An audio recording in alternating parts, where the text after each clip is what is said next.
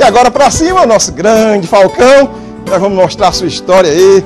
Graciano esteve lá, nós estivemos com ele lá e mostramos a sua história. Veja aí como é a história do nosso grande, glorioso Falcão.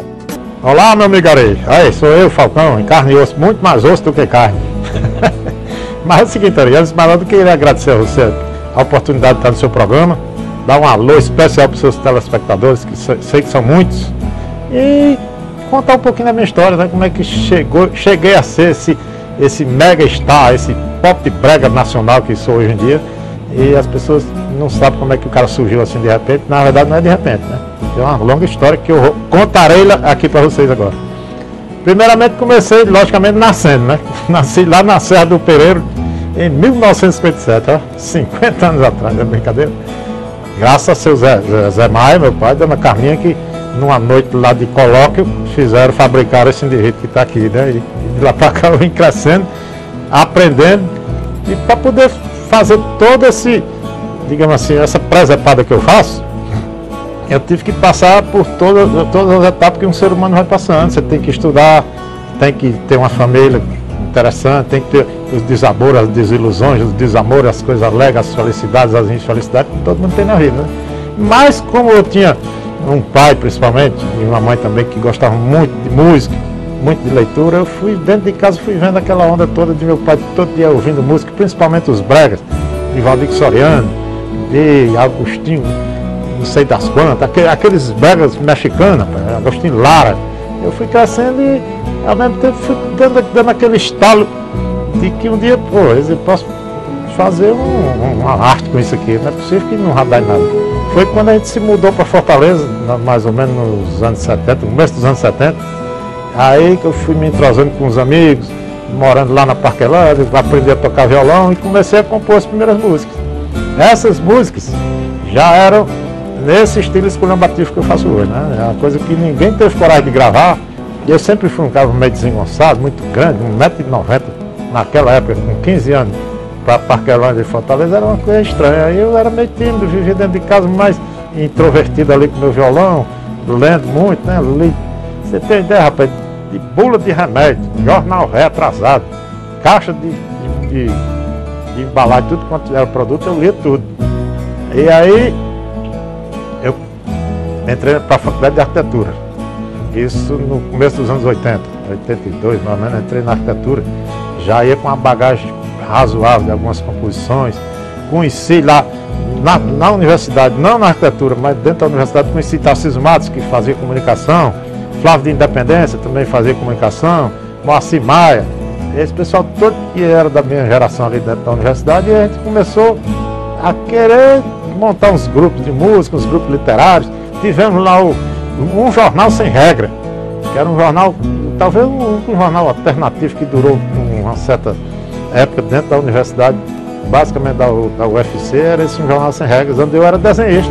Eu fazia caricatura, desenhava aquelas tirinhas, cartoon, aquele negócio todo, coisa que inclusive foi que me levou também a fazer arquitetura, porque eu tinha essa habilidade para desenhar, né? Aí começamos a cantar essas músicas por ali, rapaz, era vaia em cima de vaia, o pessoal não admitia aquele tipo de música.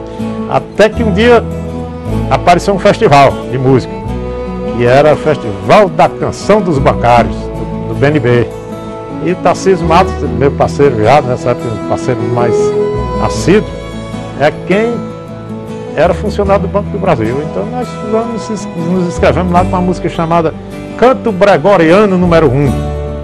Aliás, não era o número 1, não, era o número 2, porque o 1 não tinha não, nós fizemos logo o número 2. Aí, essa música, para você ter uma ideia, nesse festival, foi zero de toda a bancada de jurados, mas a plateia adorou. Foi uma ovação impressionante, de um jeito tal que eu fui trazido pelos braços do povo para dentro da final do festival, mesmo tendo tirado zero em todos os jurados. Mas também não era só por causa da música não, porque eu já me apresentei nesse dia do festival, que foi a minha primeira vez que eu cantei em público, já foi com a indumentária assim gregoriana, né? Não era um negócio colorido que nem esse, era um paletó mais sóbrio, era a lá Valdir Soriano, né? Só que tinha uma flor aqui de lá já, tinha um paletó muito curto aqui no meio do braço, de forma que a plateia adorou. Foi esse mise-en-scène, essa performance que eu fiz lá no palco, né? E eu fui convidado para voltar a fazer a final do festival, não concorrendo, mas como convidado especial. E daí começou essa onda toda de fazer shows nos bares aqui de Fortaleza. Fizemos então nesse ano, que foi o ano de 88, por acaso vamos fazer 20 anos agora, nós fizemos o Natal Brega no Bar Pirata, que também estava começando, estava com poucos dias de vida na Praia de Iracema. E nesse Natal Brega foi um marco assim, porque nós fizemos um show de fuleiragem, de brega, à meia-noite, e eu levei um peru vivo para sortear lá. E daí para cá a gente foi fazendo umas coisas, eu comecei a ficar famoso na cidade, comecei a fazer shows nos bares. Naquela época era o bar, Chopin Bar, ali no Shopping Aldeota, tinha o New York na Dom Luiz, o London, esses bares todos aqui, e principalmente as caloradas. De todos os cursos da UFC e da Unifor, da UES, comecei a fazer show, né? E esse povo formou um público, um séquito assim de seguidores, de fanáticos, falconéticos, que queriam que eu gravasse um disco. E eu não queria, não era minha praia. Eu, sinceramente, eu não queria. Naquela época eu estava terminando a faculdade de arquitetura, eu queria ser arquiteto. Sonhava em ser um Oscar Niemeyer, um Lúcio Costa, sei lá, um bicho desse aí.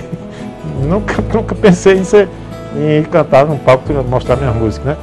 E daí eu tive que lançar o disco, só música minha, todas inéditas, entre elas uma versão do Valdir Soriano, que era do Eu Não Sou Cachorro Não, que eu fiz com o Tarcísio passando para o inglês, né? I Me Not Dog No. E essa sim foi o carro-chefe daquele disco, um disco que foi lançado só para esse público que nos seguia nos bares aqui de Fortaleza, uma tiragem, se eu não me engano, uns 2.000 discos. De repente esse disco ganhou o Brasil todo, não sei quem levou, e da noite para o dia, com menos de um mês de lançado o disco aqui, eu estava no programa do Jô Soares, estava no programa do Faustão, do Silvio Santos, e aí pronto, aí desabou e nunca mais pisei em casa, acabei com minha carreira de arquitetura, fechamos o escritório que eu tinha lá, já tinha terminado, já estava com o escritóriozinho de arquitetura, e de lá para cá, isso foi em 90, o primeiro disco. De lá para cá eu lancei 8 discos, né? Todos muito bem vendidos. Então, não é um Zezé de Camargo, não é a Xuxa, um Roberto Carlos, mas tem uma venda legal, tem uma média de uns 90, 100 mil discos de cada disco que eu lanço. Tem uma agenda muito legal, lotado o ano quase todo pelo Brasil todo. E isso tudo quase que por acaso, né? Não estou dizendo que o artista acontece as coisas assim, da noite para o dia, né? O cara não tem que fazer esforço, mas no meu caso, não, na verdade, o esforço meu, eu acho que foi aquela pré-arte que eu fazia lá quando adolescente, de ter ter adquirido uma certa cultura, de ter lido, de ter estudado direitinho as coisas, de ter aprendido a tocar um violão direitinho, de ter até, eu acho até que isso tudo influi na carreira de um artista, até as amizades que ele arranja naquele período de adolescente, as coisas que ele começa a ver o que é errado, o que é certo.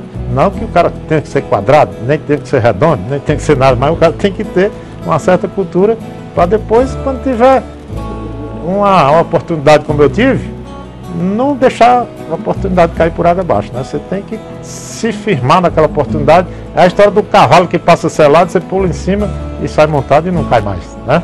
Então, Auri, de forma que, para mim, o segredo do sucesso mesmo é baseado assim num tripé de coisas, né? É um pouco de sorte do indivíduo, né? Claro que se você não estiver predestinado para aquilo ali, você não vai fazer sucesso. É estudo, você tem que se preparar para o sucesso. E são também os caminhos que você escolhe, as suas escolhas. Então, que às vezes você pode estar iludido por um sucesso muito repentino, ou na busca de um sucesso muito grande, escolher um caminho errado e vai cair no abismo. É isso aí, meu amigo Auri. É importante para o segredo do sucesso o cara ter essas 3 coisas no pedigree.